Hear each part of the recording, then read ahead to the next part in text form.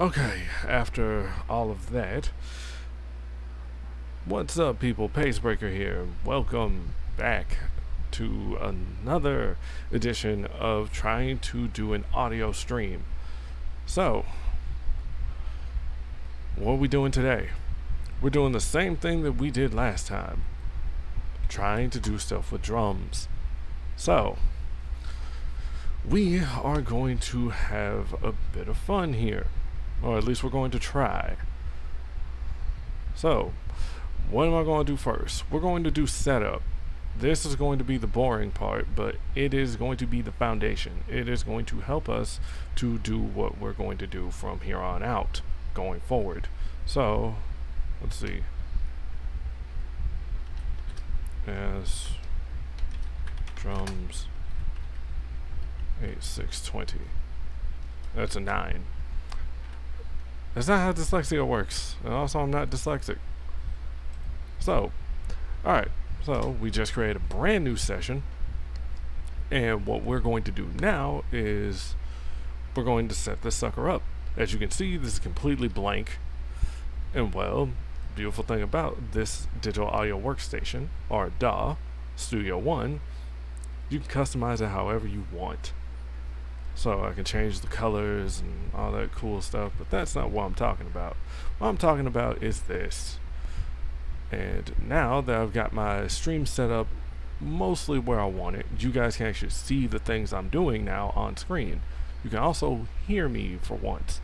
So, ladies and gents, we are going to add tracks, and I have this using the Pro Tools preset.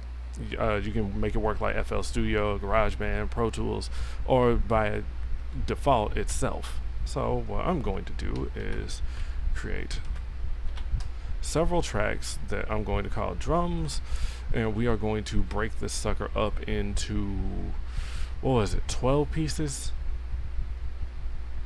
And so you want to name your tracks. Please, please, please, I cannot stress this enough. Name your tracks, because you're going to see in like maybe this stream and future streams, there are things that aren't named what they are, and it makes it more difficult for people to find them when you start messing with them, when you start opening files and all that. So we're going to leave this alone. We're going to leave this completely blank. Okay, now we now have our tracks. These are the things that we are going to be composing on, or like adding audio in, like this. Hang on a second. Got to, boom, and there you go. By just double clicking, we just create a field which we can view with, oh no, there we go, 2. By pressing 2 on the QWERTY side of the keyboard, it pulls that up, and at the bottom you see our note view. So then we can click on this, click on the drums here, and then it pulls up a drop down menu. You click on this and it goes to general MIDI drums, and this allows us to see our drums. So now you can see which key creates which sound, and this is going to be very important for the composition, but we are going to leave that alone because that's not, we're getting ahead of ourselves. Let's take a step back. Those of you who've seen my my rants and rambles on YouTube, you know I tend to go off on tangents. So that's not what we're doing now. What we're going to do is we're going to call this drums, and then we're going to start adjusting this as needed. So then this will be kick, let's see, kick in, kick out, and you want to label these. I cannot stress enough, I will keep repeating it because good lord, it bears repeating.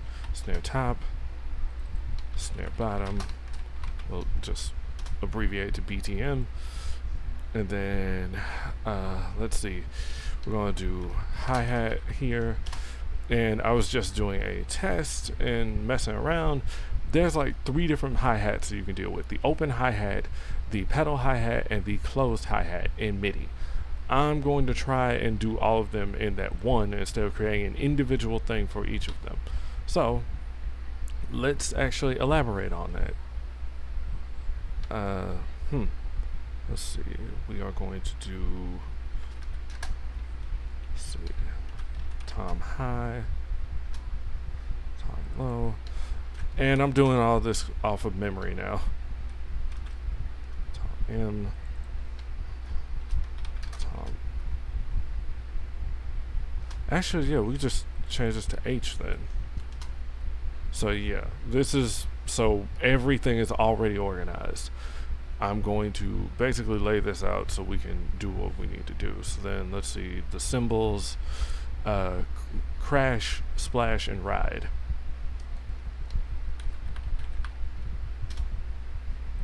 I like being able to just hit down and switching over.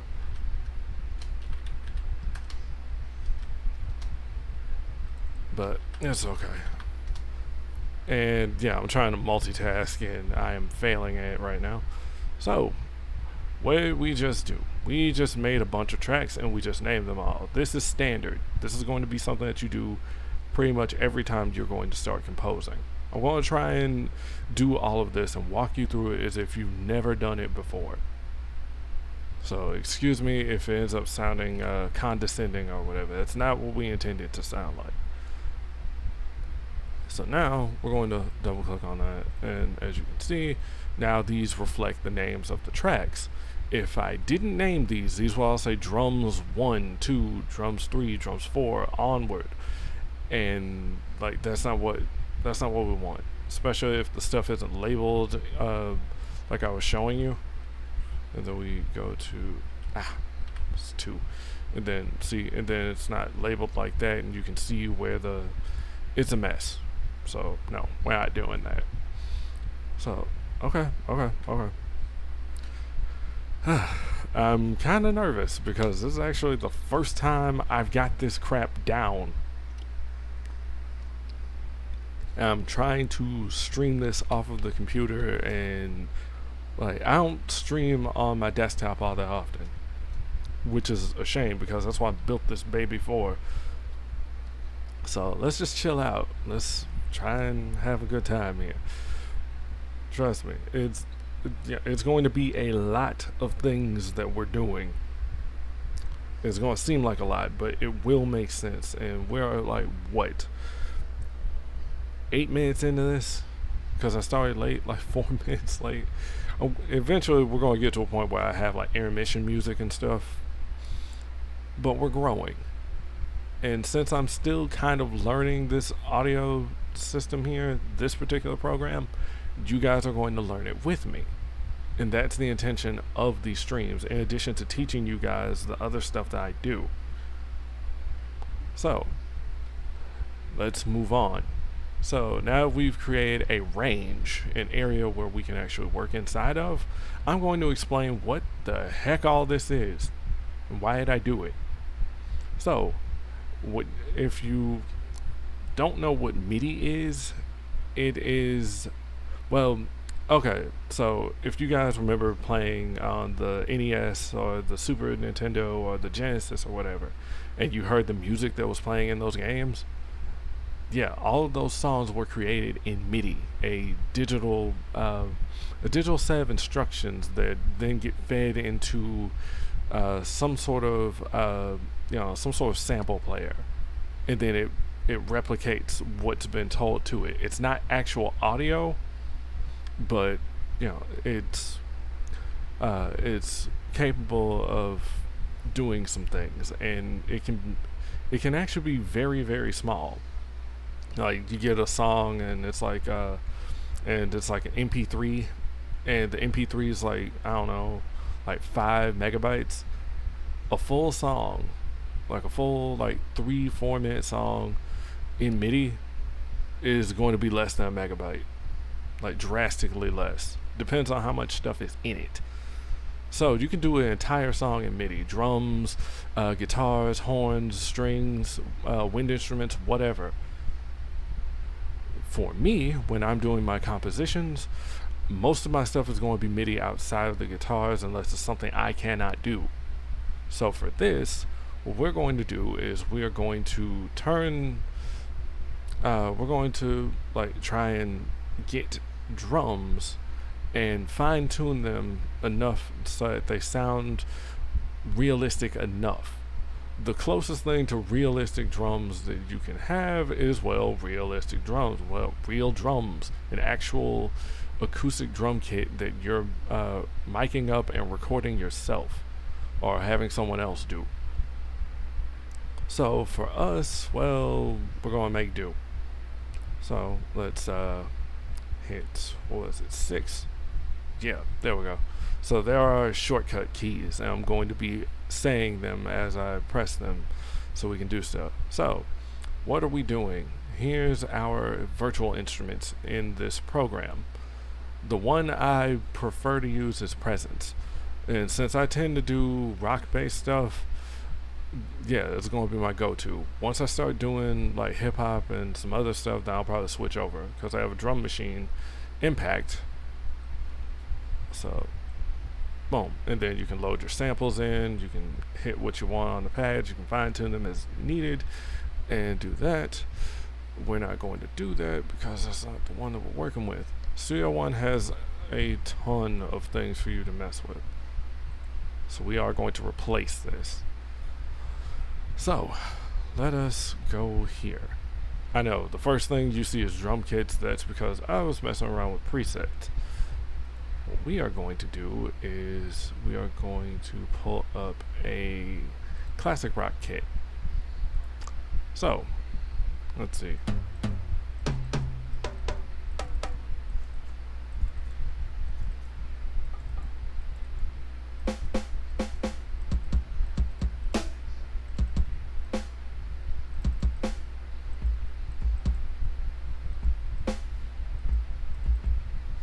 So we are going to build off of one of these presets here. So this has samples, and every note is a sample. Every key is a sample. Each one of them is specifically designed based on a general Midi map. And this is what determines, like, well, which key is what. So, like, what is it? B0.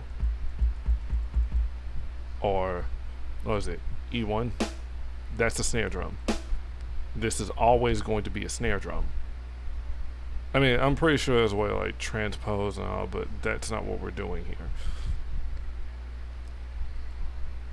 So I am going to try my best to explain this as simple as possible and not jump the gun, because I tend to have a problem with that. So we are going to, hang on, I'm going to press R,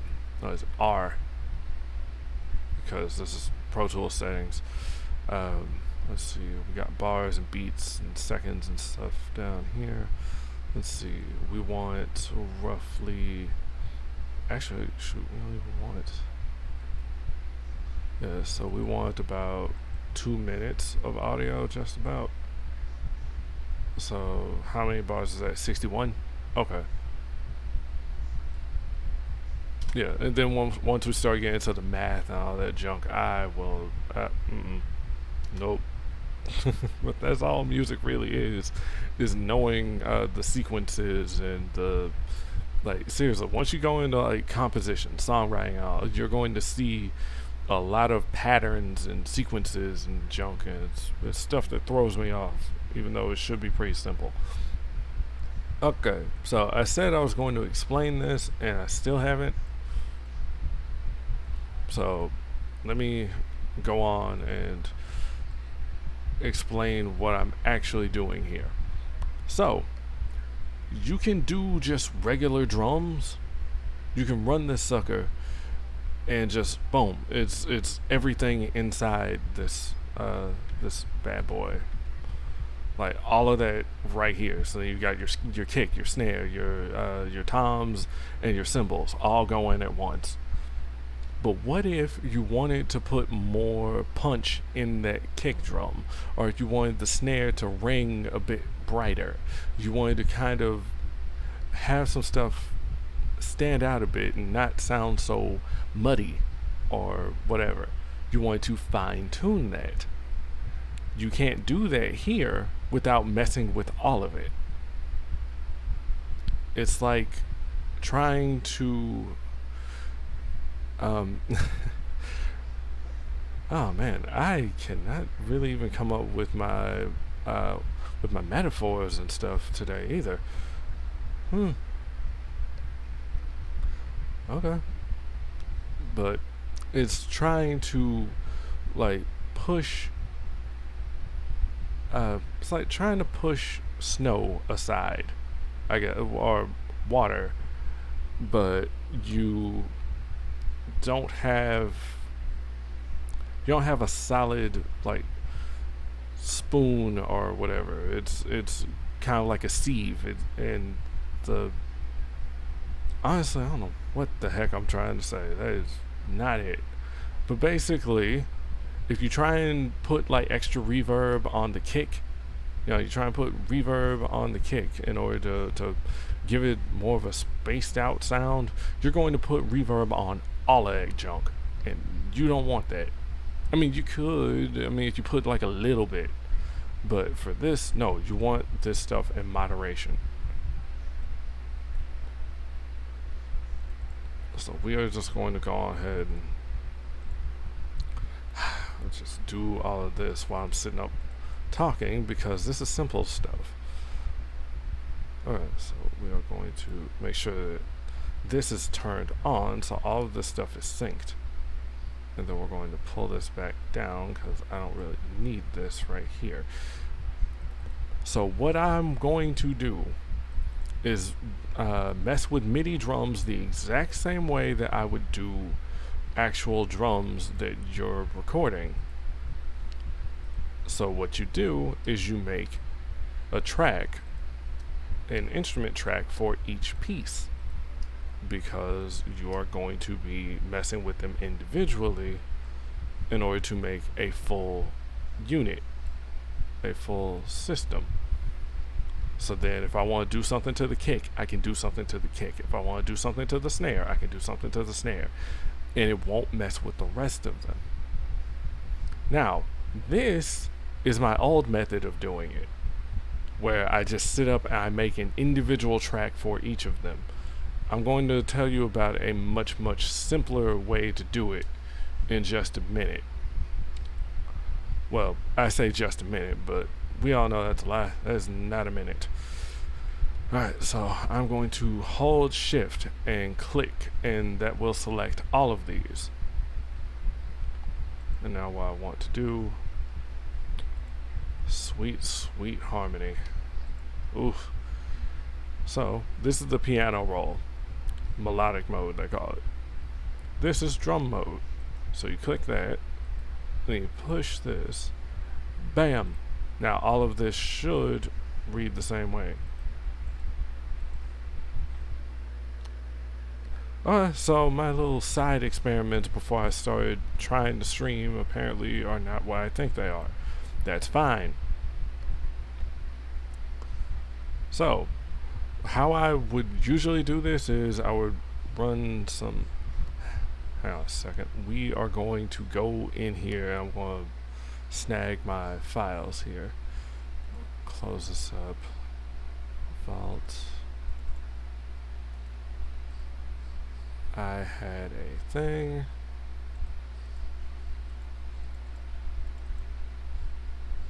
Oh, for the love of. Okay, hang on a sec.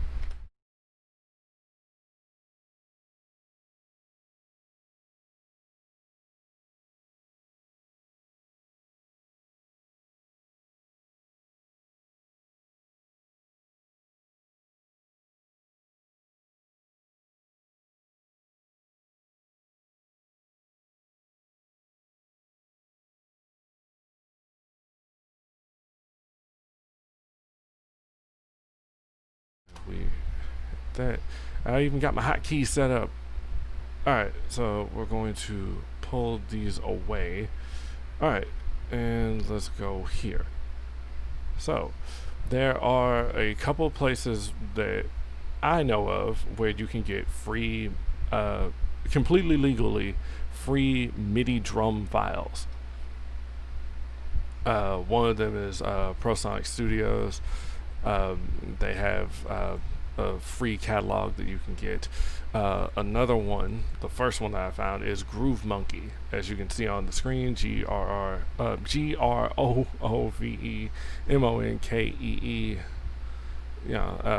Pull up groovmonkey.com, it'll come up, and there's going to be all sorts of genres with bits and pieces here.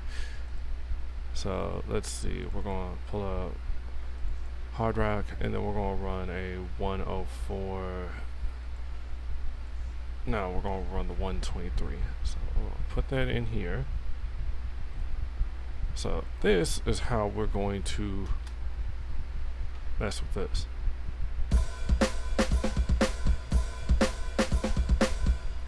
Now, I could go and compose this sucker myself, and yeah, but guess what? I don't want to do that, so we're not going to do that. What we are going to do is we're going over here. Are we seriously not going to, hang on. We not going to show everybody what the thing is? You got it. You're going to do me like that? There we go. Alright. It's technically not the first stream, but we are going to treat it as such because, yeah. I thought this was linked. It's supposed to be. Come on now. Work with me. Also, auto scroll is not working here. Alright, so let's tighten this up. So, as you can see, we have a bass drum and an acoustic snare here.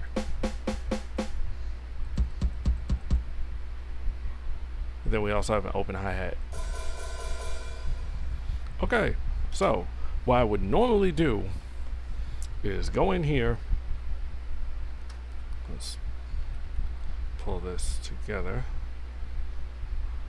This, I would either Control A to select it all, or I would drag, and then you could see. So, let's come on now. Order, do it in order. There's a procedure for all of this. It's proper protocol. So we're going to Control C, or you can just right click and hit copy. Alright, now we're going to go down here, and we're going to click in here, and we are going to paste. Also, see, this is what I was talking about. You do it like that, and you can't see what you're doing. So we're going to go in here. Alright, see, so it's still copied everything. So what we're going to do is copy all this, delete. Copy all this, delete. Well, mute this. So yeah, I should probably explain these things too. So this M is mute, mutes the selected track. S, solo, allows you to isolate that one particular track so you can hear it out of all the others. This, record, does exactly what it says. It allows you to record. And then boom, this, monitor. So if you have like a guitar or like if you have anything hooked up like a microphone, and it's running through a direct input, then you can set that up so you can listen to it as you're like messing around with it, like with a MIDI keyboard or whatever. Yeah, I probably should have explained these functions while I was in my excited haze of, ooh, look at this, look at that. So this thing right here, this is like your color tab, so then you can pick that, and then so you can change the color if you wanted to. So then if we wanted to make it like a bright red, we could. If we wanted to make it a bright blue, then we could. This is going to be very helpful for later when you're color coordinating everything. So your drums are here, your guitars are here, so then boom, all these are blue, all these are yellow, all these are red. This is your and then this is your instrument tab. So you can, once I create multiple instances of this virtual instrument, they're all going to appear in this little drop down menu, and they're going to be named like presence 1, presence 2, 3, 4 onward. I can rename them, and then we can move them around as needed. So what I just did here, that's why I felt the need to go out of my way to explain it, because good lord, my dumb behind already messed up on that. But you know, them's the breaks. So yeah, need to explain what that is, and then in order to pull this up, click on the little keyboard icon, you pull up the instrument editor. You can mess with all these other little parameters here. Don't be afraid of them. They will make sense when I explain them. Then again, maybe not. Because for the most part, you don't even have to mess with this stuff unless you just really wanted to really fine-tune the sounds coming out of this thing. It's like, oh, okay, well, I want this to have a bit more snap really quick, or I want the sound to die off faster, or whatever. So then you can start messing with that. So you see you've got like your low frequency oscillator. There are 2 of these, and this is going to affect some stuff.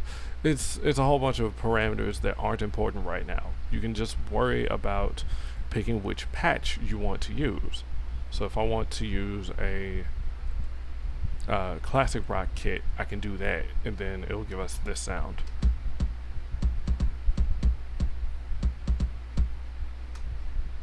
See? And then we can do that. Or, let's see, yeah. Don't do it. Let's make sure we move anything.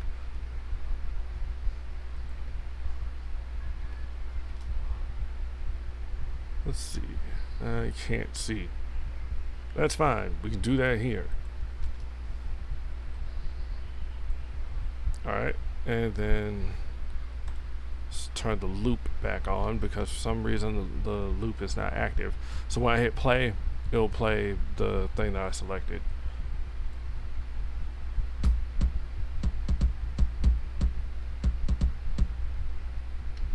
For the love of... Okay, loop does not work here like intended. Alright. We're gonna fix this, because really, I should probably change the color of this thing so I can't see worth... We'll go red. Kind of see these notes a bit better. I can also change the height of these. So that's located here. So that if you wanted to, you can make them very, very large or very, very small. You can even do this.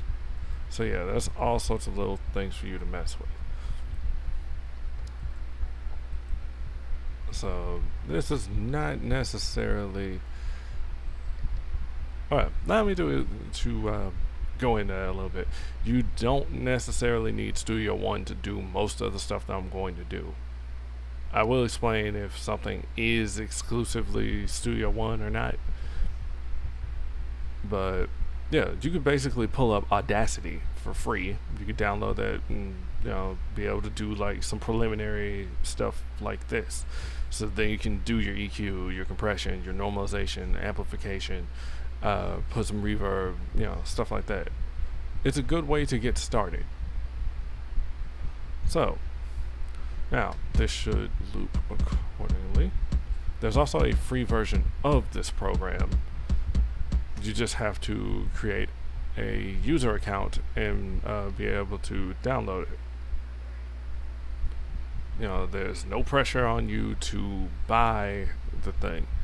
The main thing is, once you get that free version is very limited. You will not be able to save presets, and you won't be able to make templates and upload them and import them and do all the other cool stuff that they allow you to do in the paid version. And as far as I know, so far, Studio One is not a pay-as-you-go service like how Pro Tools has become. Instead, you buy it and you get to use it. You know, it's registered to you. Okay, so anyway, enough talking over it. Let's play it again.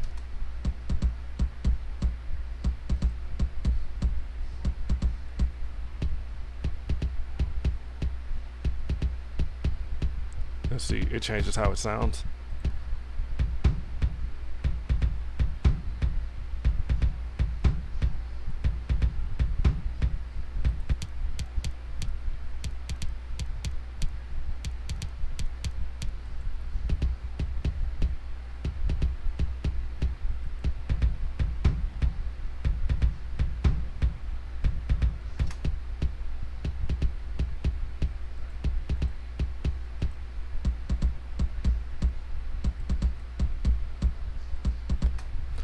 Okay, so as you can hear from that, that's how we were able to change the tone. We were able to switch which drums that we wanted to use.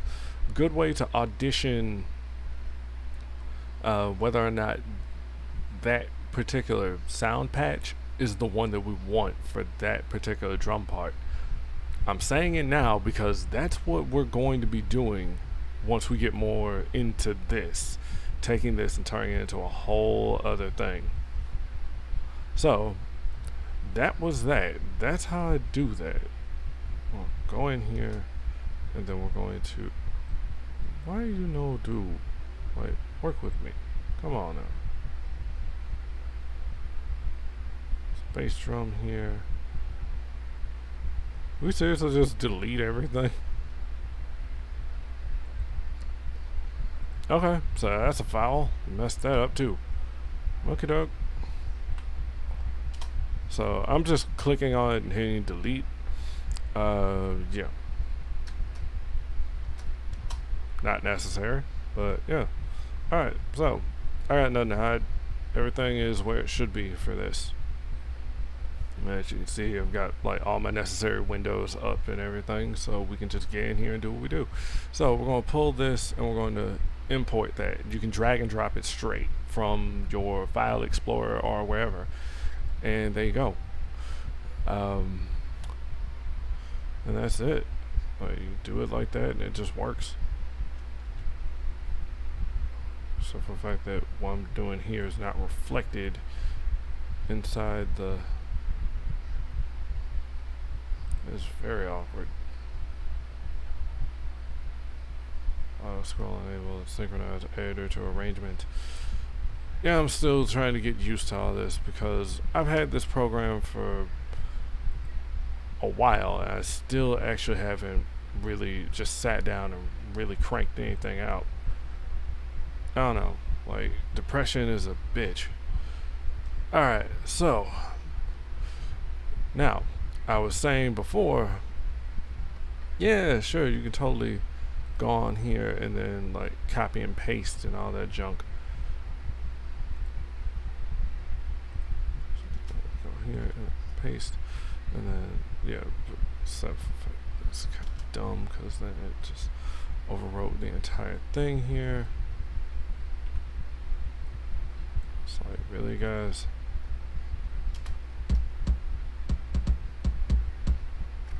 Because that's not how we want it. I don't want it like that. I want to actually be able to go in here and copy the notes that are inside and put them inside the other thing. Cool thing is, what you can do is just grab that sucker and then just move it. So you can just grab all these notes and put them where you want them to be, instead of, oh no, I don't know what to do. Here's what you do: you grab that sucker and you throw him where you're supposed to go. Told you to do something, you do it.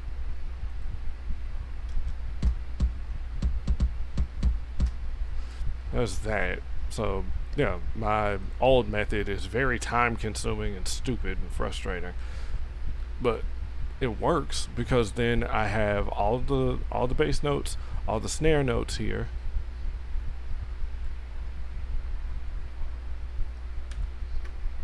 and then we can go down here.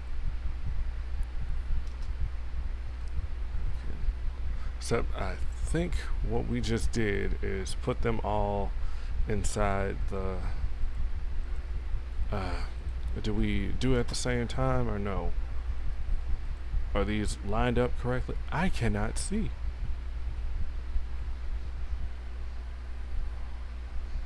What's going on here? Like, all this stuff is very, very bright, and it's not supposed to be. So let's go and pick a darker color. So this stuff does not. And of course, this is like where the sample ends. So of course it just it's dumb. Okay. Anyway.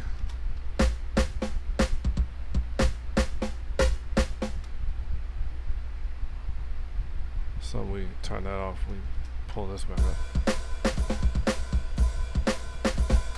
So I'm already proving just how flawed my old method works.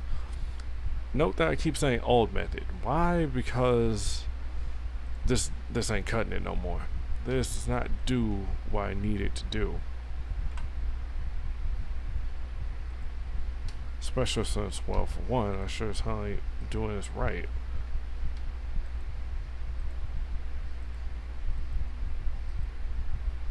Why are you not clicking things? I thought that I could actually pick a I guess I would have to just drag it then. Okay, so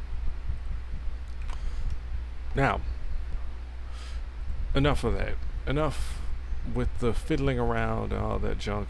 I have a whole new method for this stuff now because it used to be so tedious grabbing that, you know, composing and doing all this stuff, trying to do it like I did, and you saw just how flustered flustered I was, and how frustrating that was to just do something as simple as copy and paste this, except, well, I didn't have to deal with the regions being funky like that, which is fine, you know, it's okay.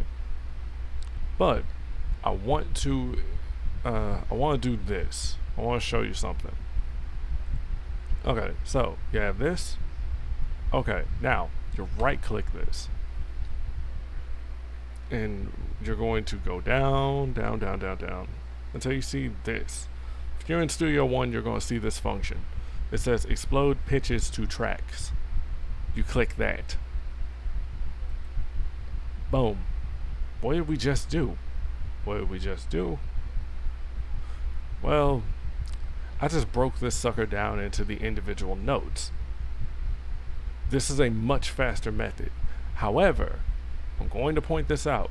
As you can see, it says C1, A sharp 1, D1. It's the same, you know, so yeah. So we're going to Control Z this. We're going to undo. This is just as important as what I was saying before about naming your tracks.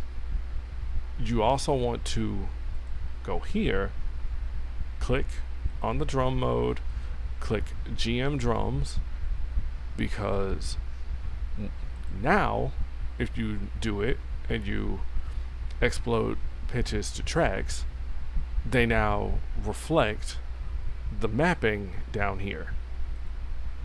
So now it says bass drum, open hi-hat, acoustic snare. So yeah, I would like to select these. So then I wanted to copy and paste them, but I want to do something else. We're going to duplicate the track. So there's a couple ways to do this. So basically that applies to a lot of the stuff in here. There's a menu option that you can just pull down, and then there's like some sort of hotkey or whatever to do some craziness. So we're just going to click duplicate. Reason why is because, well, if anything, I should hit duplicate complete. So let's undo that, and then we duplicate. Hang on, we are in the wrong track. We don't want that. Duplicate track complete. And what you do with duplicate complete, it copies, so duplicate complete copies the track, the notes in it, and I'm going to assume automation and all that stuff as well. What's automation? Well, you know, it's when you when, like, say the volume goes up and down automatically, or it goes from left to right automatically. You can program the thing to do that. So we'll talk about automation some other time, but not now. It's not important.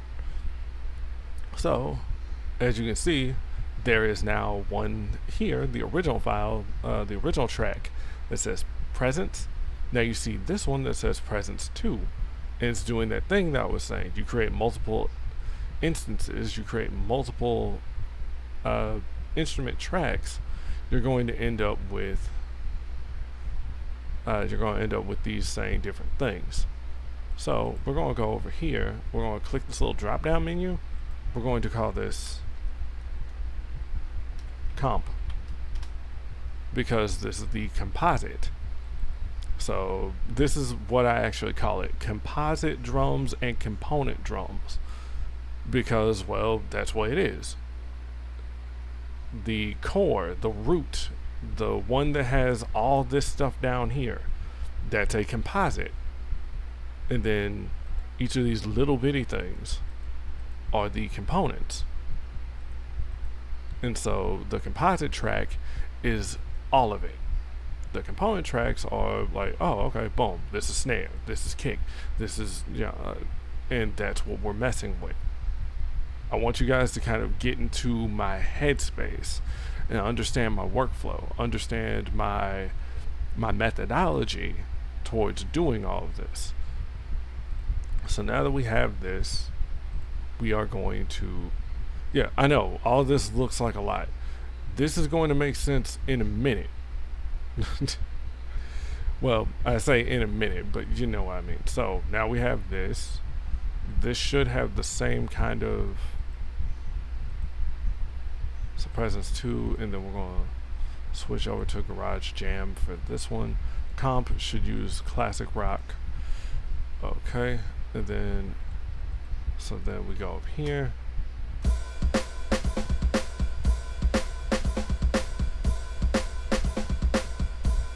Okay, then we switch over to the Garage Jam.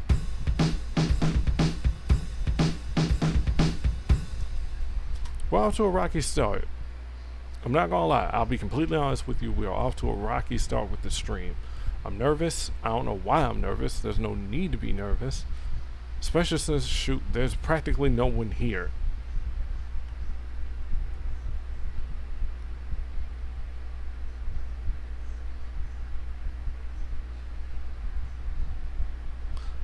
So what we are going to do is, well, like I said, since this basically nukes the entirety of this thing down here, can we like go into the, see, this is why I liked having it linked, because then as I adjust, then it changes and you can see it shrinks and then it expands on both. So as you could see before when I did this and we exploded pitches, the original composite was gone. So yeah, we don't want to lose the original composite, because believe it or not, I still use the composite as part of the drums. What do I mean by that? Well, what do I mean by we still use it as part of the drums is I use it to enhance the other drums. So we're going to do an undo. We're going to bring that back to what it is. And now what I'm going to do here is make sure that the GM is open, because I don't feel like trying to go back and rename all of these, even though I'm going to. And now we explode pitches to track. And now what also happens when I do that is each of these new tracks that are created use the exact same patch, the exact same sound patch as the original that I took it from. So as you can see, this was on 2, which used the Garage Jam. I keep pointing with my finger and I need to do it with the mouse, because I don't have a face cam, I don't have a screen cam either, so you see what I'm doing. So this is how we're doing it. I mean, yeah, you still have like the original file name here, since this was an import.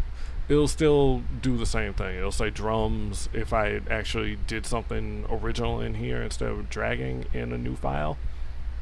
And it'll still say drums and then like boom, bass drum, open hi-hat, whatever.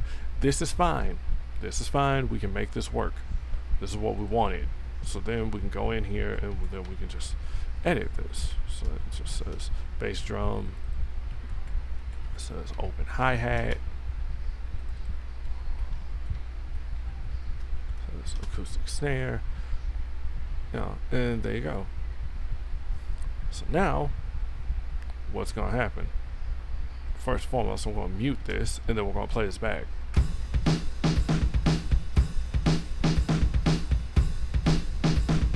Okay. So now, we're going to incorporate this. We're going to mix these together.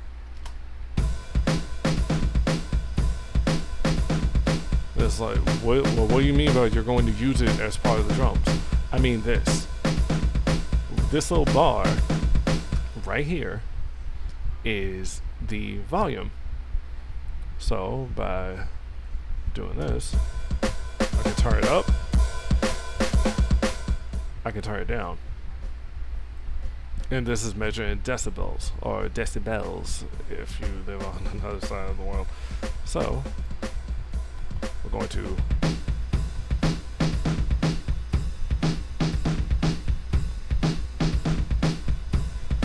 because you hear the cymbals, the open hi-hat on the first patch, it's more distinct.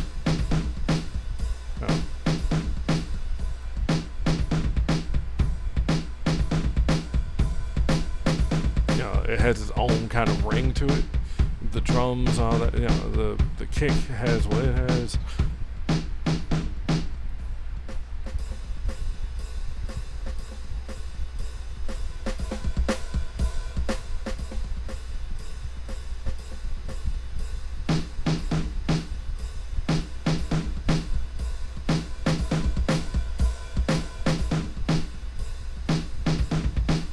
So as you can hear, as I'm starting to adjust the volumes, I'm starting to change how everything sounds altogether. That is the magic of what we're doing. That's the magic of audio production. You just start like layering things and spacing them out, and creating like depth and space with things open up and they sound more full. So that's what we're about to do next. So we have this as our full sound. All of it runs together. We're going to tuck that underneath everything else. So what I want to do with this, I want to copy, paste. Let's see. So there are little buttons here, so then you can activate this to turn it off. So you just straight up turn this thing off. As you can see, the little lights down here go off. This is the bypass. So you can also make this automatable and whatnot. I don't know. But this is a neutral icon here, both of these. So you turn that off and then it doesn't go through. Then this wasn't this presets? Yeah, so you can store presets and all the other junk if you wanted to. Doing that, this is page, so then you can go back or forward with the stuff on here. So press back from classic rock, you'll go up to classic kit. You press right, then you go from classic rock to construction here. Then this is going to like take from inputs, I believe. I don't know. I don't really mess with too much with the inputs because I don't really have a whole lot. So let's see, favorites, presents.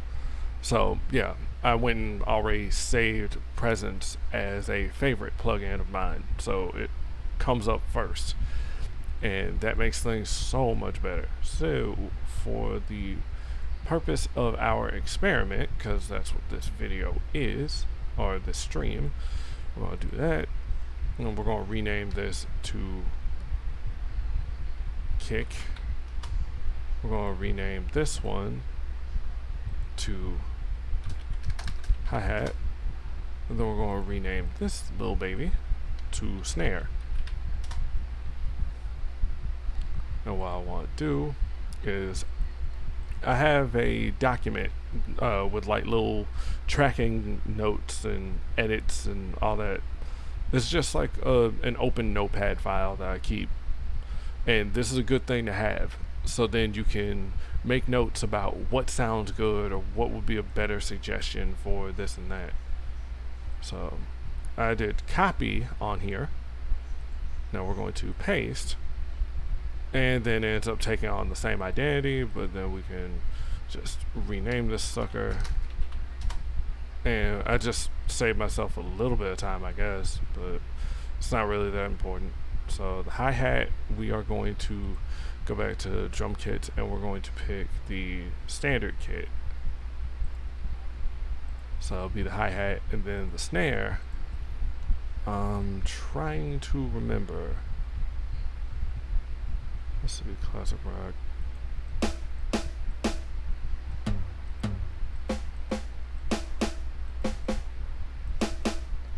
Helps to familiarize yourself with where these things are on the keyboard here. It's the natural kit. If my memory is correct, natural kit snare to me is garbage. Yeah. Go back to basic. I don't know, but everybody knows what a snare drum sounds like. Thing is, they're usually processed, so they really sound different. I don't know, but I have notes for this. So, hold on a second. We can actually just pull it up now. So, audio notes and tips, PaceBreaker tracking guideline. There it is. So, this is what we're looking at. I probably should have pulled this up first and do it kind of more like a school lesson, but it's fine. It's like, dude, get to the music. This is all the opening. Because if I just bust out something, it's like, oh man. It's no. I want to start from the ground up, mainly because I need a refresher course anyway. It's been 10 years since I graduated from audio school, and I've barely actually done anything with it. So I've been taking some notes from all sorts of different places. So here's what we're doing. This was that thing that I was saying. See? Instead of copying and pasting notes for components, just select the composite drums and use the explode pitches to tracks function. Make sure to switch the note view of composite to GM drum Midi first, so new tracks are named accordingly. Just in case, I forget. Eventually it's going to become a force of habit. So here are my favorite patches in this program, or at least in this thing here. So, basic kit, classic rock, garage jam, large kit, funky kit, and standard kit. So, I said classic rock had better dynamics than the basic. Let's see, and then large kit for kick, and garage jam for snare. So let's see. Okay, so what we are going to do is try and run these through what they're supposed to be ran through. I know it was a lot of talking and dragging things out, but it helps to have like a little notepad, digital or physical, nearby.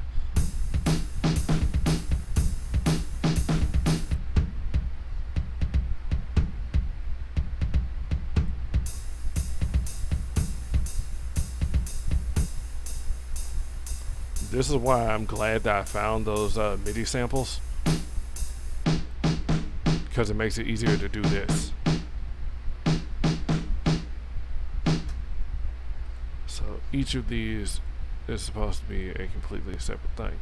Now, the reason why I have multiple things open instead of why not just do it on the one, because look at this, watch. So when I set this to comp, and I set this one to comp, and then I start, see, you can already see it's already adjusted. So then anything I do to something that is routed to the comp patch, it will do the same to all of it. This is the thing that I was talking about earlier. As you can see, these little gray bars here, my volume bars, are now increasing and decreasing as I shift this about. We don't want this. This is why I create multiple instances of the thing and then give them different patches so that I can have a greater degree of control and definition instead of something that ends up being a freaking nightmare to mess with.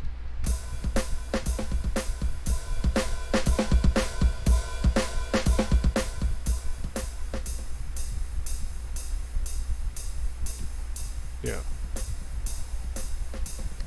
So, yeah. So we're going to stop that. And then I'm going to hold down control, and then I'm going to click somewhere on this volume bar. And this is a universal thing here. This automatically brings it back to unity, unity gain, or infinity, however you want to call it. It basically resets any of those changes that you made. You know, whether it's a plus 10 increase or a minus 12 decrease, it resets it to 0. As you can see right there, it says 0 dB. I am hearing a very strong hi-hat. Is that the one?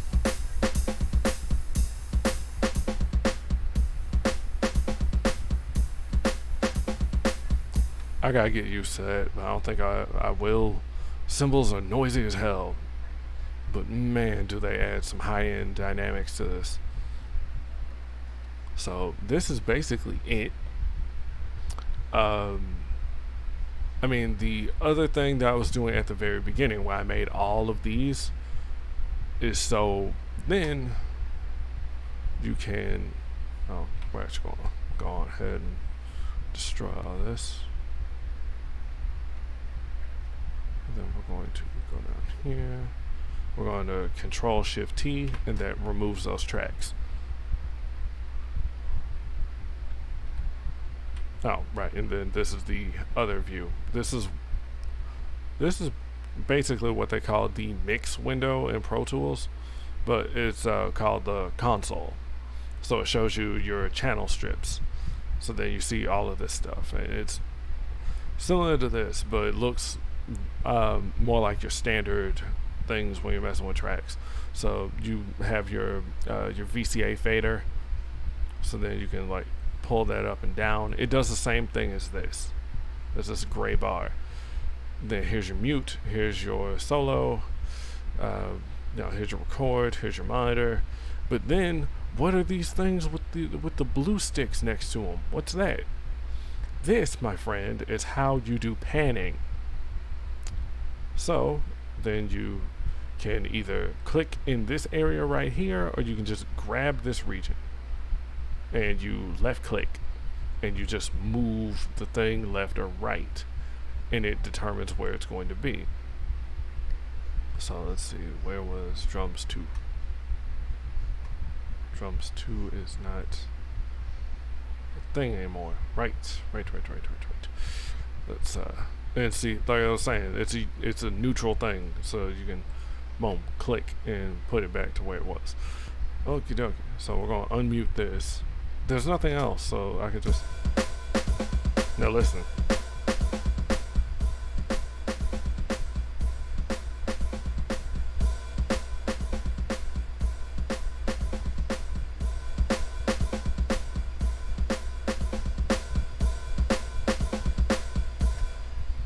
And that's what panning does. for those of you who don't know what that is. So that's the next step for all that, because, well, why do you want to pan? Because it creates a sense of space and it opens things up. It widens the sound of what you're playing. If I had all this broken back down again, hang on, in fact, we can do it. We just straight up do it. Boom.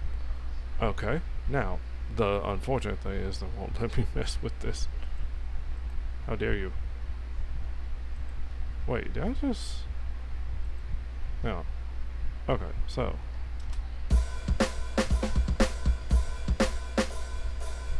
Nope. That's all one big bad boy. Okay. I was about to say, like, what is going on here? Why is this all the same color? I'm not paying attention. That's so dumb. Can't do that. Can't do that. But if you look here, what did you just do? I just pressed 4. Now that's the thing. You can click View, and this will show you. Now, basically, if you have any questions about that kind of stuff, you can just boom, pull it up here, and then it'll show you. So then the editor, which is this thing, down. Why do I keep doing this with the hand? So then that pulls this up.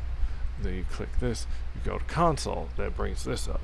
You click, and you click inspector, and the inspector is this thing. And the inspector is basically a much more advanced version of this thing right here. So now you can see like your time base and your group, if you grouped any of this stuff together, because you can do that. You can basically pull them all together, and then you know, so it's like, oh, okay, you got string section, and you got all the individual violins, cellos, and such. You know, then you can just like boom, and they all kind of. So then you can like bring the volume of them all down. It's kind of like what I did when I turned everything to comp. Kind of. It's a similar kind of thing. But, you know, it's not important. So then you can see down here, you also have your console thing. So then you can do your panning and all that. And that's what I was looking for. But the downside to it is it's going to do everything to the thing, and I don't want it like that. So let's do kick, hi-hat, and then snare. This is why I said you want this, because good Lord, it's going to bite you in the ass if you don't. So then, let me do this.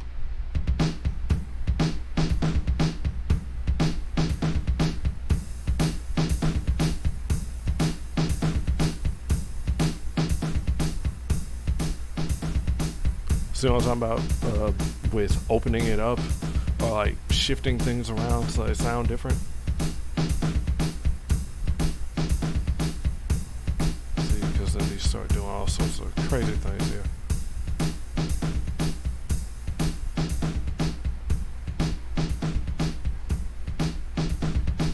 See, let's get the standard go up a little bit. Not that much, just like 0.6. So how you switch over, you just left click and then it switches to the other ones. Yeah, because the thing is, you don't want all that stuff just right in the center and it just piles up and everything feels claustrophobic. It feels closed in on. So by shunting things over to the left or the right, you create space. So, yeah, so everything's not all just piled on in one giant thing. You don't want that. So it's not bad, not bad. Yeah, basically save this. Another thing, save often, just in case you have like a crash with the program or there's a power outage or anything, and this way you don't lose your work. My program does auto saves, So then you can just like retrieve that and use that as a restore point. Okay, so we're gonna put this away. Other thing I was talking about, see, so the browser, and then that pulls up like, well, yeah, so then you have like your virtual instruments, and then you can, or files, or effects, or any of the other stuff. So, yeah, then there's all sorts of other toys that you get to use, just have virtual instruments. So if you already have, like, say, a guitar, or, well, if you got audio files already, and you just want to like dump them into something and just start editing, you can, obviously. So then you have some of these other things here. So you got an EQ, you got a compressor, you got a gate, you got some very nice distortion plugin. It's one of their best ones, and that's how you can get like some real nasty driven sounds. You got a channel strip, which is basically a kind of all-in-one kind of thing here. So then you get your EQ and compression. I call it an all-in-one, and it kind of is. It's a 2-for-1, so it allows you to do your EQ and your compression. So let's solo this, and let's pick a thing. Ain't it? Drum set. Okay, so we're going to hit bypass first, because I want to show off what the bypass feature does, as well as what happens when you start messing with this stuff.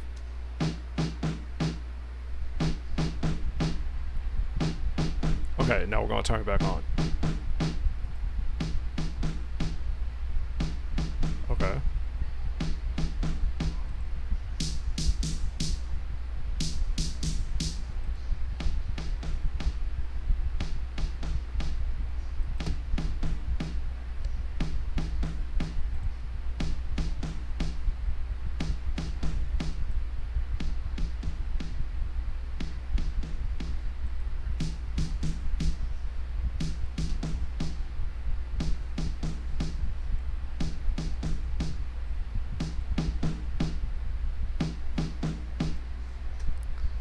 See? So that's that. So then it starts changing the the texture, if you will, of the snare drum there. So if it does that to just that one when you're listening to it by itself,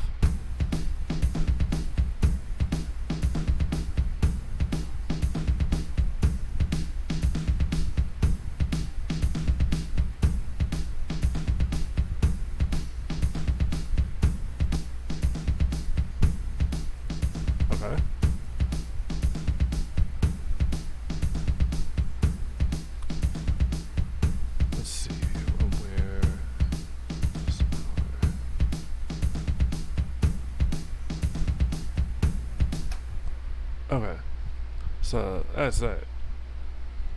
Yeah, we're starting to get into things that are different. We're starting to get into much more advanced territory, even though it's not really advanced, but what I'm basically showing you is, yeah, so you're going to start adjusting some things here and there.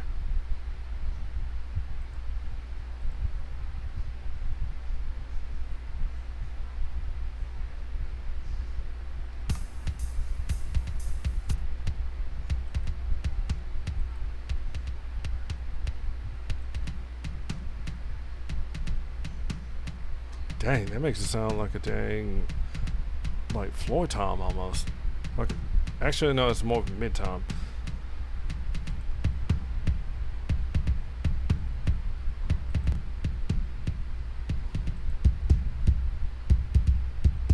Dang, that bottomed out.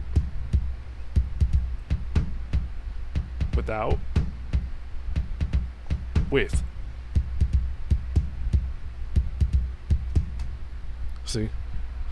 Now, here's the thing that I learned later. Although I'm pretty sure my mixing teacher even mentioned it.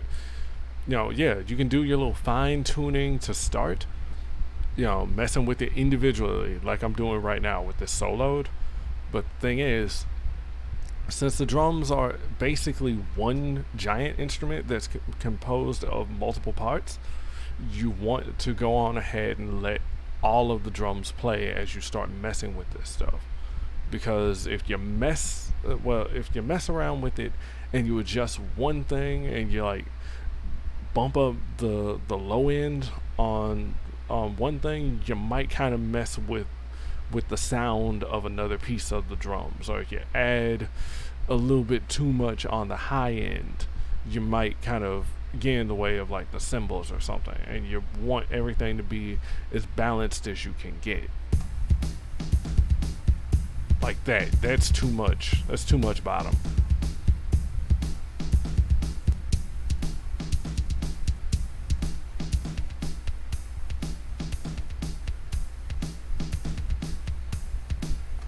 So what am I messing with? I'm just messing with presets here. So a preset is something that has been previously designed that you can then just click and plug and play, and it does what you need it to do. Now, yeah, you could do that, but the mark of an audio engineer is, well, playing around with stuff and finding what works, doing it yourself. And that's going to take me a while to get to and to get used to. So then, you're going to have to familiarize yourself with frequencies and like what's the attack of this thing and how much of it do I need to back off of, or how much gain do I have to put in order to make up for whatever I've lost. Stuff like that. See, and like I said, so you start messing with stuff. Control left click sets you back to neutral, whatever the default was. So yeah, we'll get into EQ and compression later. That's not important. So it's gonna take me a minute to get used to that. So this is how you turn it off. You go in there, you just click, or and then if you want to get rid of it altogether, you just right click. And then, as you can see, it's got like expand, disable, remove. Yeah. Then you can also do it this way. Double click.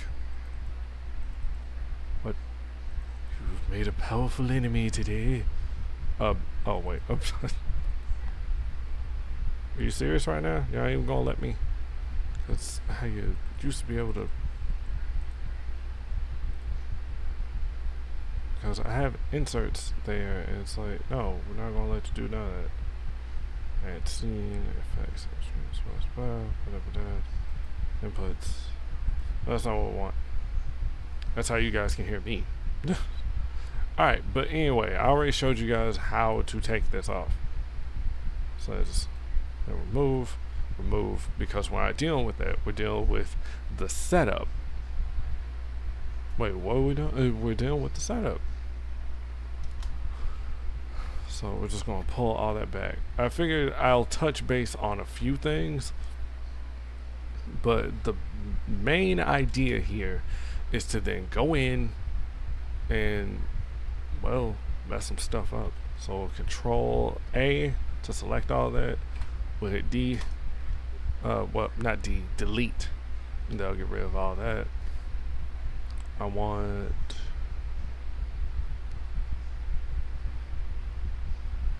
and I want to Control Shift T, delete those, and then there you go. Because then I can just like move those regions. Oh, in fact, I can undo. And then let's see. So if I wanted to, I can do this, and then we can copy, we can paste, then we hit G,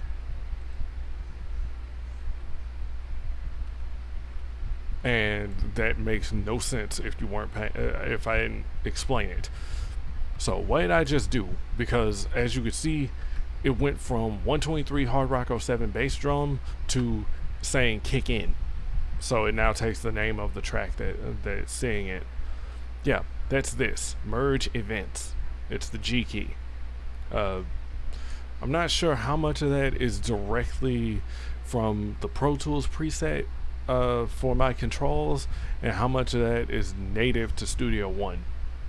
But either way, you can just right click and that option will come up, and then you can do that. I mean, hell, I could probably just do this and then just and then bam, and there you go. Booyah! Call this sucker. Kick. Call this sucker. Hi.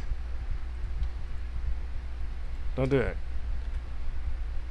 Boom! So, we just found a way to make this sucker even faster. All you have to do is just drag them to the appropriate region or track or whatever. Let's see. See? Then we do this. Then, boom! Hit G, and now it changes the name. I was wondering about this when I messed with it last time. This is why experimenting, playing around with stuff is a good thing. That's what I was doing when I was messing with OBS, so we could figure out what the heck we were going to do before I start doing it. Otherwise, then I'd have audio not going through. You wouldn't be able to hear me. Shoot, the last time I did this, all you got was my mic. You didn't even hear none of this. And that was a shame, because I was talking up a storm about every single thing that you could do. I think the energy drink actually did hit. Dang. Yeah, that's it. The sucker hits a bit different though compared to the other one that I had. So yeah, so what I'm doing here is, oh, that's cute. You thought you were doing something. So I don't like that. I can't just like, I can't batch select. You know, you hold down, like you hold down shift and then you click the other thing and then it just grabs all of that. Yeah, you can't do that here. You do it selectively because control does something else. Okay, so we gonna go down here, control shift T. I'm saying out loud because I want you guys to understand that's how I'm doing my little hotkeys here, which is shown as control shift T. So what I would like to do is see, kind of just draw from here. No, of course not. That is okay by me. Can't shift click. Okay, so then you can just double click on in these lanes, which you can barely see, but they're here, they're segmented, and you can just click on that and it'll create your regions as noted last time. Okay, now why did I do that? Because, well, you can't go over to the pencil tool or the paint tool and then just do a little something. It's not going to show it because I didn't do it, but you know,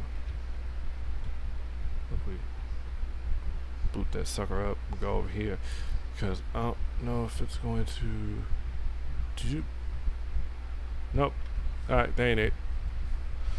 Oh, and then there's some Pro Tools stuff there. So the function keys will cycle through this section up here. So you got like a pointer, or well, arrow, a range, a split tool, eraser, you know, so then you start hitting these function keys, F1 through F8, and it will shuttle between each of these accordingly from, you know, right to, well, from left to right, respectively. Yeah, but that's not what we want to do.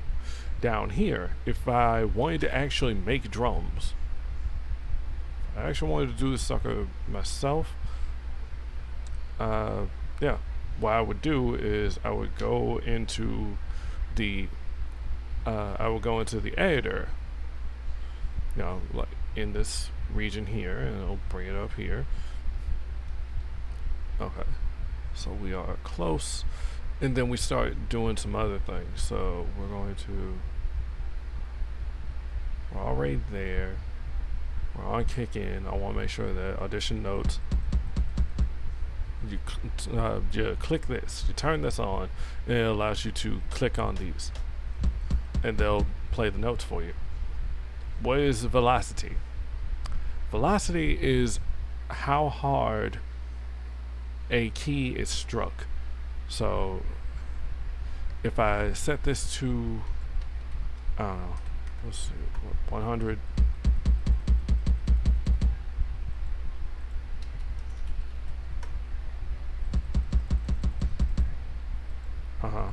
And then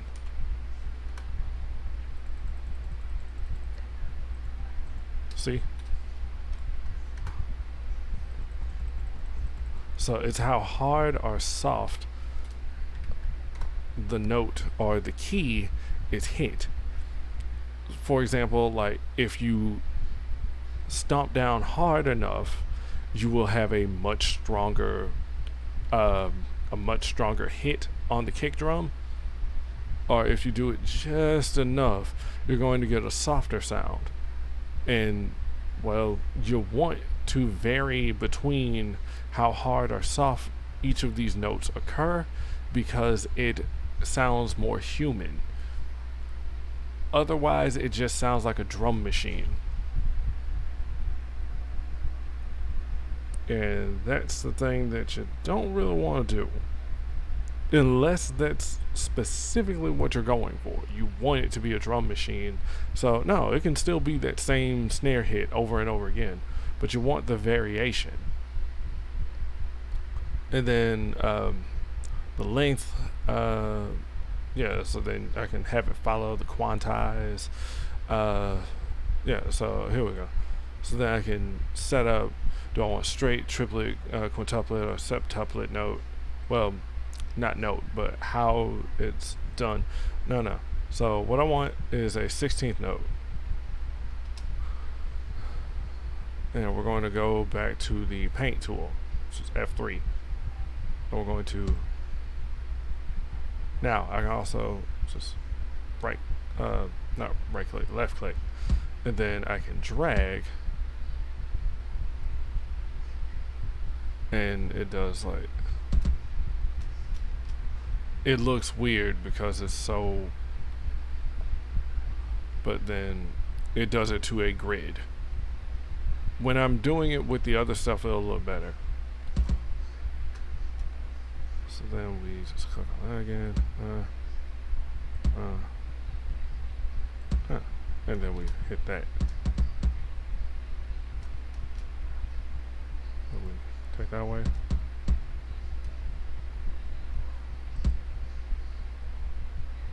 Yeah. And then we go even crazier with it and start doing 30 seconds.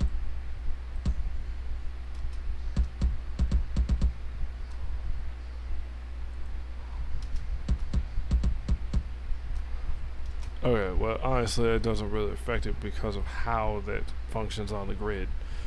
See, if I do it this way on the piano roll,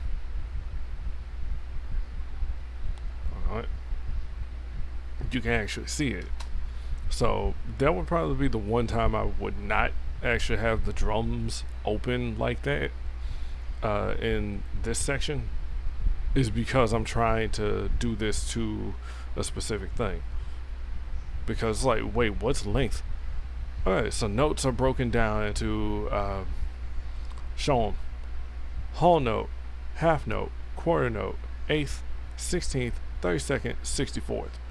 And this is how long or short it is. So a whole note ends up being, let's control and, well, okay. So let's show them what a whole note is. Click down here. That's a whole note. See, whole note is a whole freaking bar, and that's how it's determined. It's broken up according to bar beat measurement. This is why I have it split down here as well, so you can see just the total time, well, you know, the time in the thing, as well as how many bars we're on, because songwriting is done bars, beats. You know, you sit up and hear somebody say, oh man, they got bars. The reason why? Because they can actually spit that much within that amount of time. I can actually throw down, boom, 2 of these half notes in a single bar. Yeah, that's that, but that ain't nothing. I mean, well, might be, but for, this kind of thing here, then they do kind of have to be precise, but you can drag it around. See? So then this is why it's whole, half, quarter, eighth. Yeah. So stuff like that. Because when I get into composing, you're going to see me doing all sorts of stupid crap that doesn't make sense. But that's my process because I'm slow as hell. But, hey, you do it.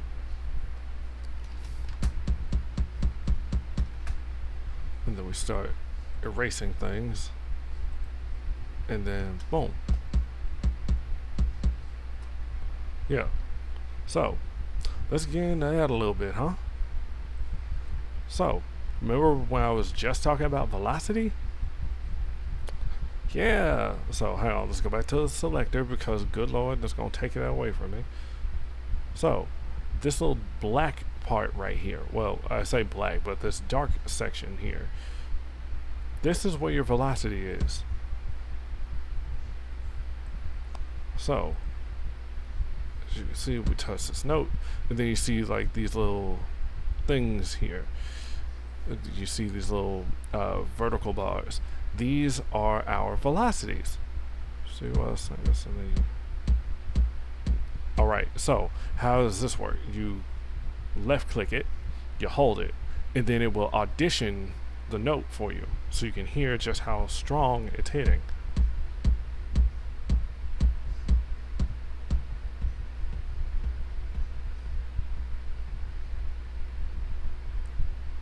Yeah, that's what we're doing. So I don't want it to just stay like that. I want this one to be like close to 90, and then we'll pull this one to about 75, and we'll do this one to about 93. We'll pull it down to 56. Listen to it.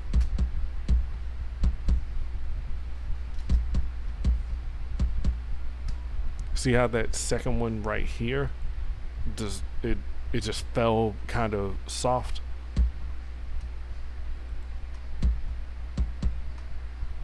Yeah, and that's what happens when you mess with the velocities. So you want to adjust those. It's like if I wanted to just do this section right here, is I wanted to copy and paste it. So copy and then paste, and then yeah, so everything would have been the same velocity.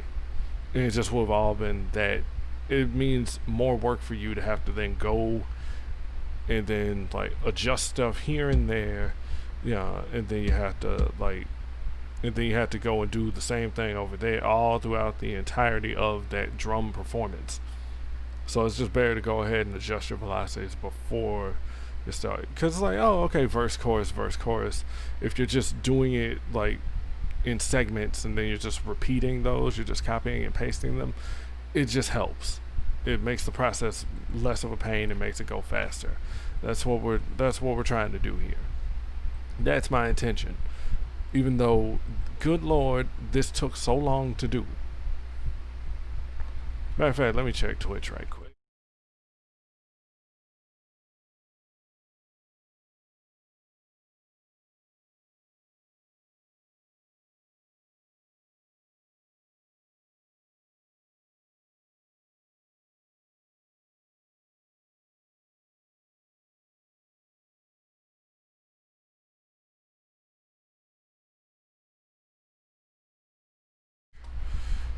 Boom.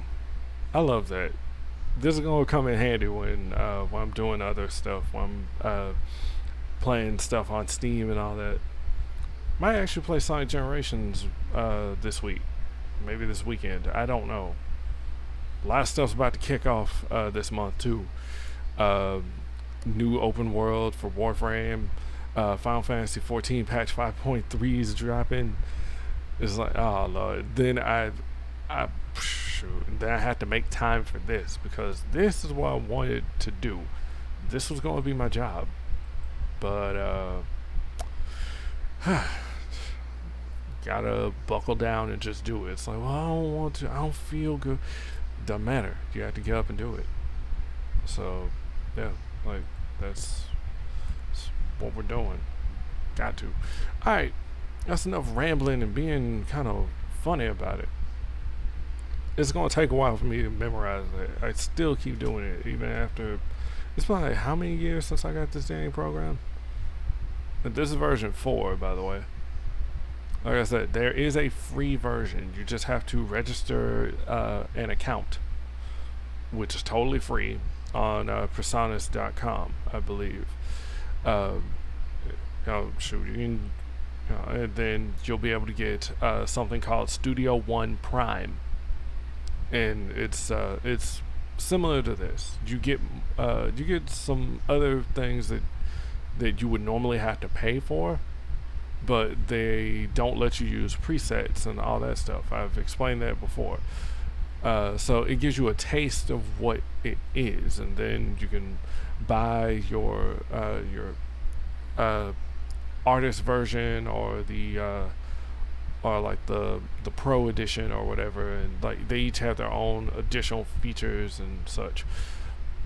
But that's not the point of what we're doing. I would like to let you guys know that you can do that. So I did all this at the start of this session. What are we doing this for? What is this? Even though you don't even really need these regions, but I did the regions too. So we're going to hang on. I want to change this right quick before we screw something up. So then we go down here because I want to do something with this. I want to make this into a template. What is a template? If you don't know what a template is, it's a state. It's a state that you load in like a writing, like a word processor, and then that boom, and now you go from just like this blank little piece of junk that I did right here into like, oh, okay, now everything is it's like boom, now it's like a proper cover letter or something like that, you know. So yeah, I don't know, some people don't know what some words are. Language is weird.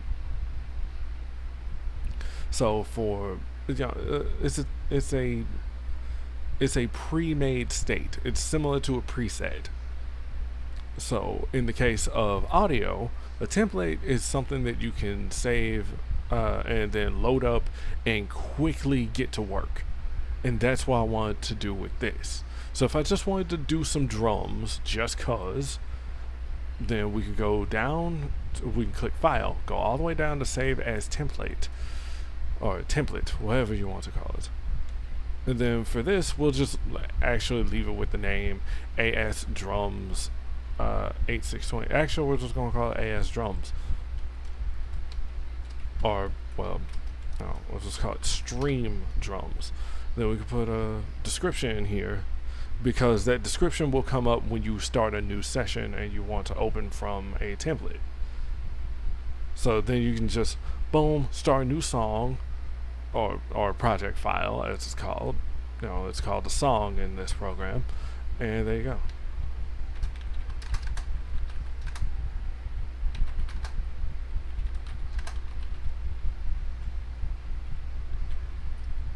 So we'll just call that just for quick starts, or just for quick start, and then click. You can also pick an icon and stuff, and that's not necessary. So call it Stream Drums, click. Alright, and now we and we close this. Do you want to save? Sure, we'll save. Now let's create a new song. Okay, and then it'll ask for how you're doing this. Are you going to run it through an interface? how, you know, are you going to open up in a style? So then empty song is what we started the session with. It was completely blank. You can do a band recording, house, techno, instrument sets, mixed arrange, multi-track recording. You know, you can do like podcast productions, vocal and guitar, you know, stuff like that. So you don't just have to. So these are templates built into Studio One itself. Or you could make your own user template, which is what we did. So you go over to user and then you see a list of things. I already made some myself, but just like when you're watching cooking shows, you know, you see them make it and then boom. Yeah, so I wanted to show that. So it says just for a quick start. All right, and then you can adjust the name of the file that you're going to, you know, you can name the session here. They're called sessions in Pro Tools, and that's what I'm used to. It's what a lot of people are used to. It's one of the industry standards. You know, I mean, yeah, people also mess with FL Studio. They mess with Logic, all the other stuff. But yeah. Anyway, so then you can pick your time base. You can do it. You know, it's that thing that you saw at the bottom, like where my cursor is right now. That one said that one was in bars. I can change this to seconds. Samples is another thing. Frames is another thing. Frames is actually more for video production, if my memory is correct. So then you can pick your sample rate. So 44.1 is default. Now, if I had a much higher setup, I don't remember, because I could swear you could actually go with higher sample rates. What is the sample rate? It's dependent on the strength of your computer, your processor, and your RAM and all that. So it loads up like what you saw when I was playing back the stuff through Presence. It affects your, you know, so you can do 16-bit, 24-bit, 32-bit float. Stress loss tempo. We can do like, yeah, it doesn't matter. But as long as you have that in mind, this is what we want to do. So then, boop, and there you go. So as you can see down here, it now says seconds. You can just click this and it'll switch. So it doesn't matter. You can rearrange this as needed. So if I wanted this to be samples, yeah, and then we go down here and we pull up hard rock, and then we do this one instead.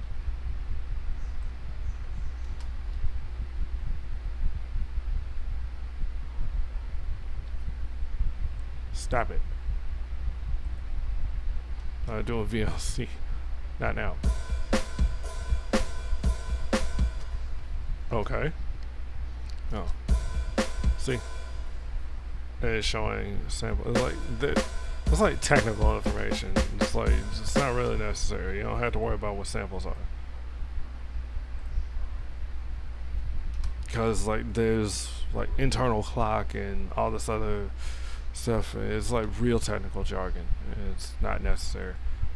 So for what it's worth, I can say it this way, because if anything, I'm gonna do it from here, like this from here on out, where we're seconds in like the bigger clock and bars in the smaller one, so we can actually see what we're doing. And then this is also showing like my maximum record time based on my free memory. Well, not free memory, free storage. So how long I can record on like the, I don't know how many terabytes I've got left. So it's like 56 days, and I'm guessing that's 12 hours. Yeah, it's not necessary. You don't have to worry about that. And, you know, like most of this stuff down here, you don't really have to worry about. You know, so then here's your go to previous, go to next. You know, like there's your rewind. It's the same stuff that you see on like your music players. So stop, play, record. This is loop. This is showing what's going on the left, what's going on the right. You know, even though I said that and I highlighted the wrong thing, record mode and all that. So then these are other things that are going to kick in. So then you can do like a pre-roll. So then it'll count you in before you start recording, and then you can have it set up to like do all this other stuff. So then you can have it so it'll replace whatever you just like. Oh, okay, I did this. Yeah, we could do that better, and then boom, it just replaces it. It records over it. Auto punch. When you punch in, it basically allows you to just boop drop in the middle of the thing.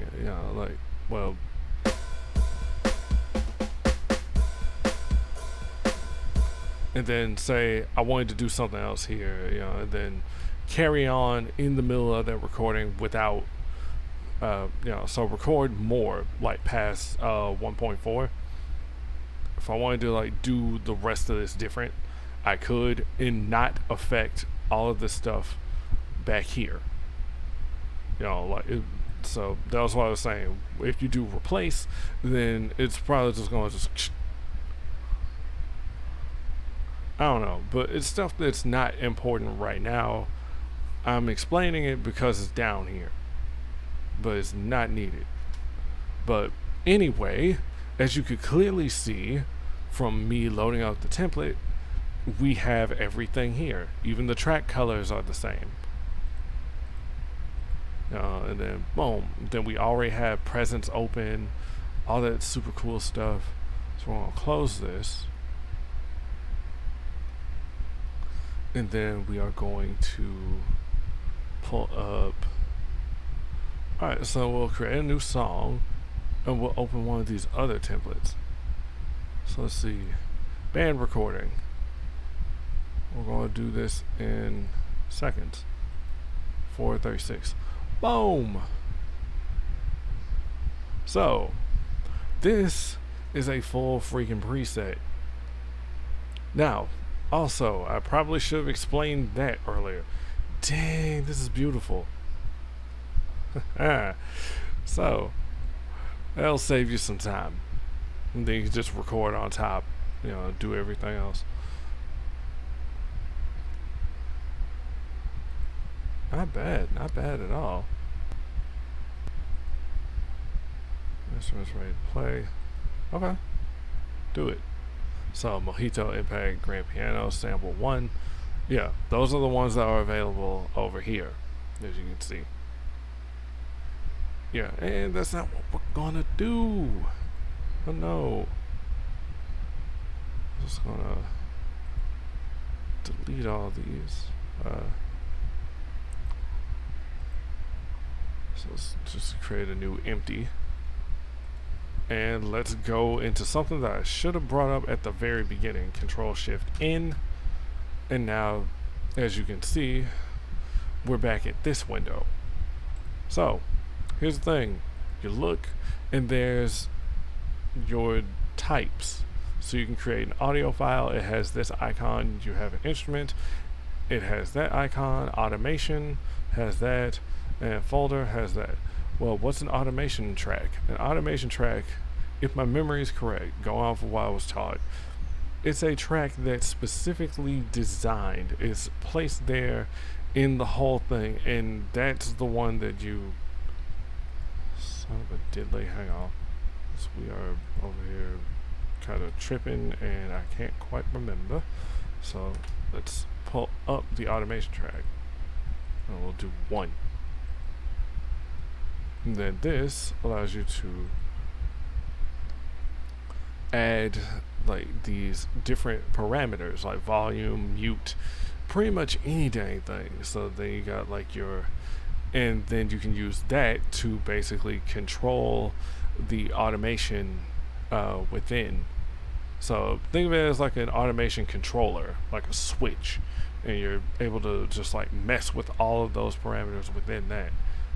Once I get further along with like the composing and the mixing and all that, you'll see me start doing automation and stuff if needed. So yeah. So we'll go here.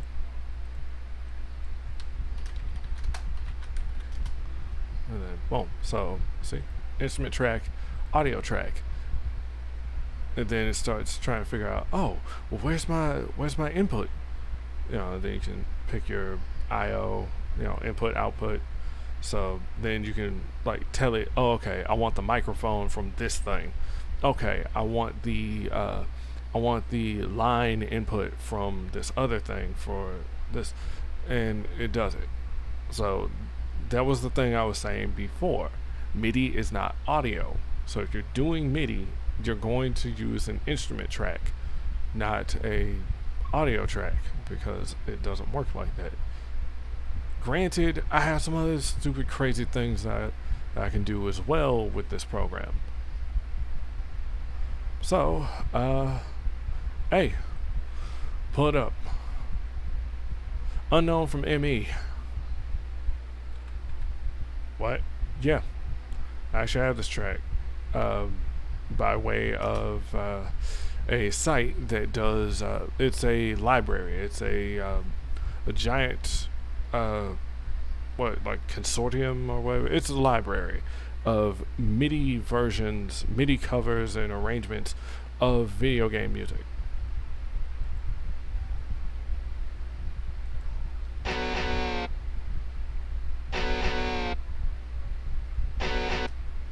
You want to hear it for real? Let's just play it for like a couple seconds.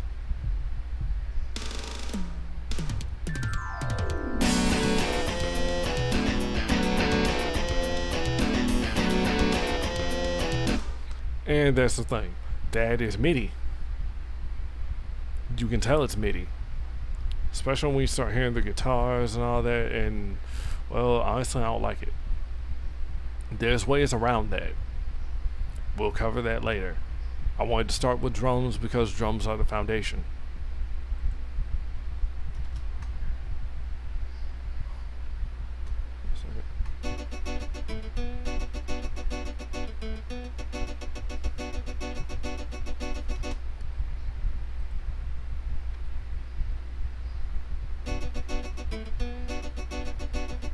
So, and since this is loaded in with, because when you drag a MIDI file in, you can choose to use general MIDI, so it'll automatically pick what needs to be in there. So, oh, okay, this is a drum file, this is a guitar file, this is this, that, and the other. Oh, okay, yeah, we can do that. So, also, like I was showing before, you know, like I was saying, name your files, name your presences as well. If they will allow you to rename this stuff, please do, because good God, look at this. Look at this. I have to figure out which channel is which. And then it's like, it's almost like being in the dang studio, and it doesn't have like the little smart console. It has like the little digital readout, and it says whatever the track is on like the it's hang on. I'm doing the thing with my hands, and you can't see what I'm talking about, like this. You know, and you're actually looking at the console, the mixing board, and then you see like a whole giant row of things like here and here. And it's like, what are these knobs, and what is this thing down here, and what are these? Like, yeah. You know, like, see, it would be like, say, down around here or something, then the thing would, like, man, because I've seen consoles and they'll pull up the thing and it'll say, like, whatever the track was. It's like, what? But, you know, if you're using an analog board like the one, like, you know, some used by the engineers for, like, the old Star Wars, New Hope, you know, then you'd have to, like, put down some, like, tape, you know, and then you had to get, like, a Sharpie, and you had to, like, write down on this, and then, boom, this is the snare, this is the, like, these are the horns, you know, over on the left, these are, like, your, so this is, like, your alto section horns, your baritone section horns, you know, and it's like, oh, man, you have to do that every freaking time. It's hilarious. Kind of, but no.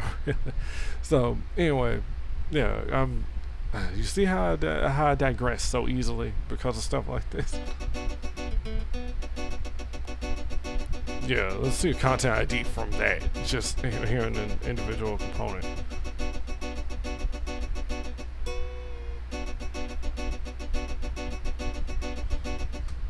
trying to remember what the hell I was even doing. Wait, yeah, I completely forgot because this thing is the thing that irks me. It irks me so much. See, because then you see, it's like, it's like, boom. And then from Sonic Adventure, unknown from ME, copyright 1996 Sega, created using Cakewalk Express 8 on Sound Blaster Live with Casio CTK 750 keyboard as controller, and then you get like the person who composed it, or at least arranged it, and then like, oh well, since we're done, yeah, then I'll do this, and I'm like, I'd rather you have like a completely separate track with that information, or several other tracks, and then they're like at the bottom underneath. Shit. Yeah, and it's like, oh, okay, yeah, and then, see, and it's like this thing, and then boom, and it's like down here, and it says all this other stuff. That's extra information, but it doesn't take up any space because there's no data down here. Then again, there's other things where you can actually open it and leave a note, but I don't think you can do. It depends on what program you use to make the thing in the first place. It's like metadata. You know, you click on something and it says properties, and then boom, you start going through the tabs, and it'll have like some of the other stuff like album info, artist info, stuff like that. I don't know. This is a big pet peeve because now I have to click on each and every single one of these and see which is what, then possibly even have to rename this. You don't want to do this. Especially if, say, you're trying to do this professionally. You know, like if it wasn't a cover of like a song from Sonic Adventure and it was something else, like your own original song, and you were sending it to an engineer and it's just described like this, they're gonna be pissed because what is this? Mainly because like this stuff isn't like, then their program, as far as I can tell, is not going to be on the same so it's not going to load in the exact same things. As far as, hell, I might be wrong, you might actually be able to load this in, but still, man, it's like, what? And now they have to go back in, and this is why you rename this stuff, and it says what it is.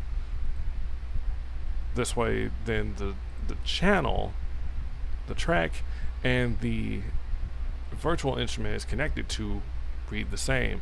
There's a reason why I've been on your asses about this.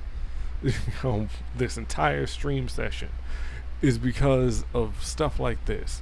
I pulled open some MIDI files just to mess with, to test my mixing and whatnot, and I had to spend the better part of like 10 or 15 minutes just trying to ID all of the necessary parts, especially if it doesn't already come preloaded.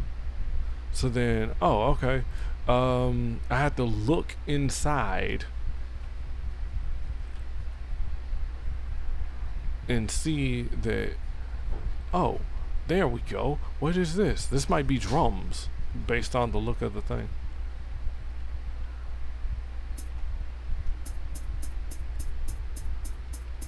You know, it's like, what the heck is that? Okay, that's, yeah, those are drums. Now, I can say that with certainty because there was something that was preloaded.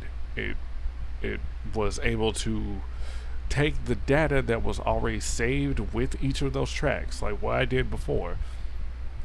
So they're already defined because the person that created the original MIDI file said, this is the acoustic guitar, this is that, and then like these are the trumpets, these are the, oh, and then loading it into another program, it'll read it and it'll say, oh, okay, yeah, that's that.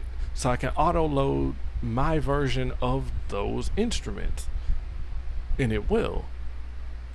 But if you say don't load that stuff, now you have to play a guessing game to figure it out. Well, why don't you want to load it that way? Because maybe I figured that version, the stuff that they give you by default, is crap. I might not like the flute. I might want to use like this other version of a flute. You know, something like that, basically. I don't know. It's just, yeah. I don't know. It's weird. Let's see, so we could go to.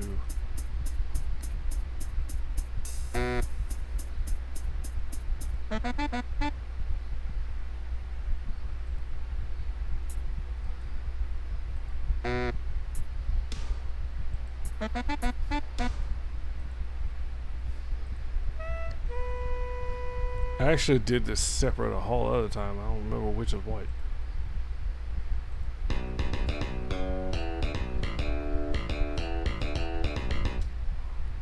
Let's see.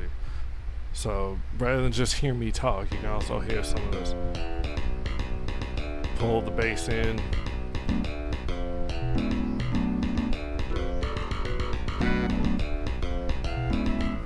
Pull the jazz organ in.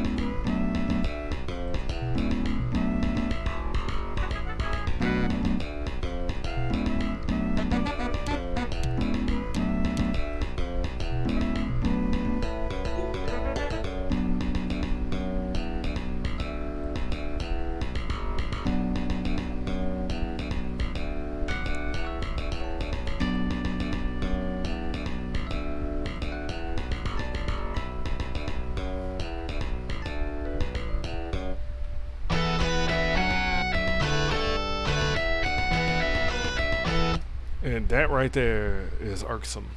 Once we hit the guitars, that's when we hit a real bad.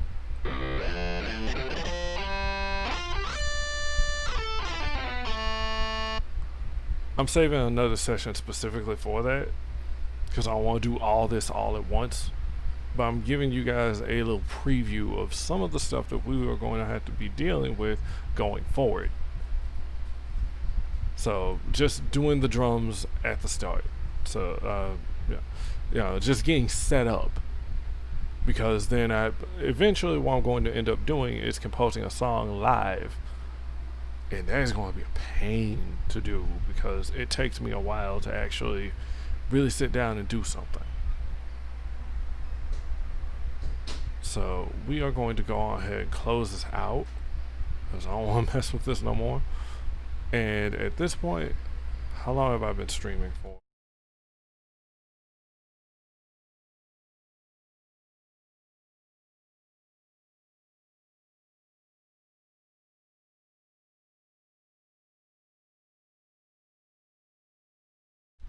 We've been streaming for 2 hours, so that's good. That's typically the length that I like to go for when I'm streaming. But some of these streams are going to go longer than that. So I showed you guys how I set up my tracks, and then how to create a template, and then opening that template, loading that template to serve a whole new to work on a whole new track. That's like let's see, did I do full band? Template standard VI, and then plakow. So then I redid this one last night. I was checking out some Dorje stuff, and it seeing the making of Primordial Audio Chronicle, I believe it was. It gave me some ideas. So as you can see, I've got all of my tracks laid out. I'll have my panning and everything set because they won't let you do it until you pick a virtual instrument to work with. So you can't do your panning, but you can. You can't do your panning or your volumes, but you can do some other stuff. So if I wanted to do a standard band setup that also include the composite drums, and there's no vocals, then this is going to be like 21 tracks. It's going to get bigger. It is going to get bigger. If I want to do symphonic rock, then I have to bring in the other stuff. I gotta bring in the strings. I gotta bring in the, I gotta bring in the wind instruments. It's like, dude, if I want to do like some Trans-Siberian Orchestra or something like that, yeah. Oh crap, it's going to be huge. There's going to be way more tracks, and yeah, you can do the individual. You can do the giant, big thing that's like, oh okay. And then it's just boom, just use a string orchestra, a string section here, brass section here. You can do that, but the thing that you would want to do is add some more of the individual elements in there to kind of help raise that up and spread things out. And that's what we're going to be doing going forward. I keep saying going forward because I want to keep this up, and I will. So I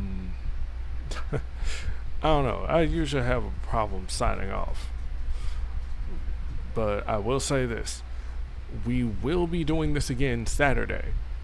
All of my sound streams, my audio streams, we're going to try and schedule these things for Tuesday, Thursday, and Saturday.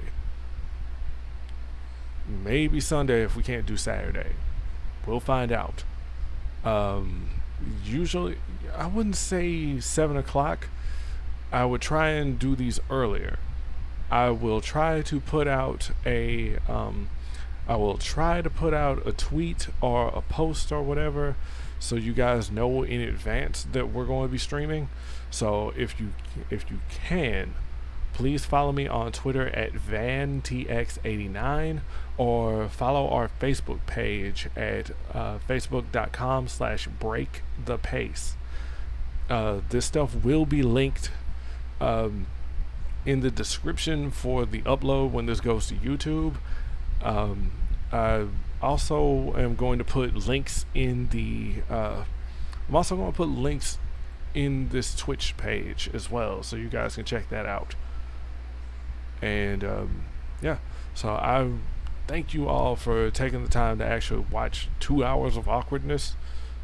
It should get better, but then again, I'm lying, because if you've been watching any of my videos for like the last 10 years, you know how I am. So thank you guys for watching. I hope to see you on Saturday evening, Central Standard Time. You have yourselves a fantastic day, night, whenever. You stay safe out there. I will see you next time.